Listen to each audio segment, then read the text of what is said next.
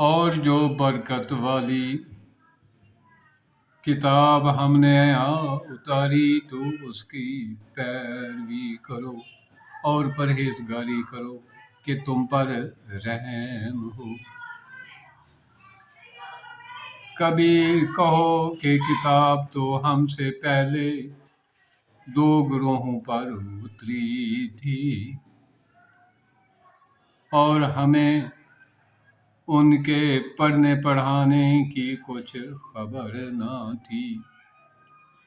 یا کہو کہ اگر ہم پر کتاب اتری تو ہم ان سے زیادہ ٹھیک راہ پر ہوتے۔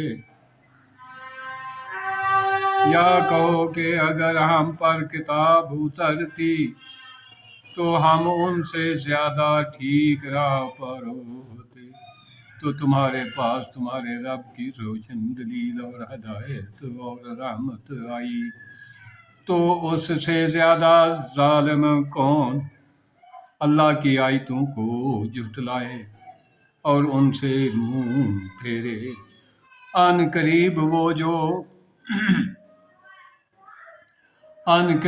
وہ جو ہماری آیتوں سے منہ پھیرتے ہیں ہم انہیں بڑے عذاب کی سزا دیں گے۔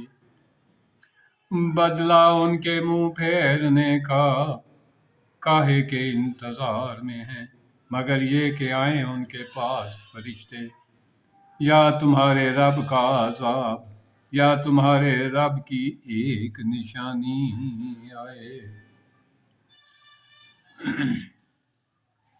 جس دن تمہارے رب کی وہ ایک نشانی آئے گی، کسی جان کو ایمان لانا کام نہ دے گا جو پہلے ایمان نہ لائی تھی یا اپنے ایمان میں کوئی بھلائی نہ کمائی تھی۔ تم فرماؤ راستہ دیکھو، ہم بھی دیکھتے ہیں۔ وہ جنہوں نے اپنے دین میں جدا جدا راہیں نکالی اور کئی گروہ ہو گئے۔ اے محبوب تمہیں ان سے کچھ علاقہ نہیں، ان کا معاملہ اللہ ہی کے حوالہ ہے، پھر وہ انہیں بتا دے گا جو کچھ وہ کرتے تھے۔ جو ایک نیکی لائے تو اس کے لیے اس جیسی 10 ہیں، جو ایک نیکی لائے اس کے لیے اس جیسی 10 ہیں،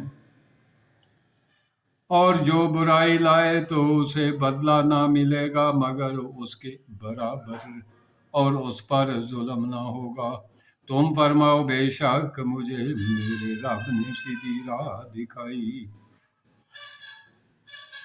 ٹھیک دین ابراہیم کی ملت، جو ہر باطل سے جدا تھے اور مشرک نہ تھے۔ تم فرماؤ بے شک میری نماز اور میری قربانیاں اور میرا جینا اور میرا مرنا سب اللہ کے لیے ہے، جو رب سارے جہان کا۔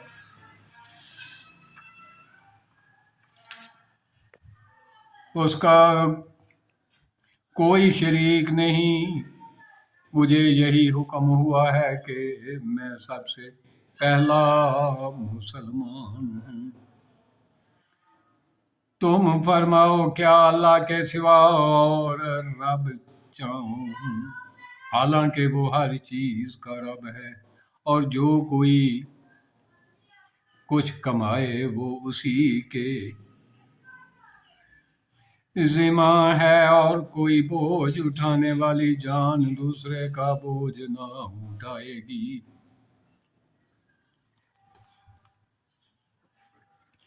پھر تمہیں اپنے رب کی طرف پھرنا ہے۔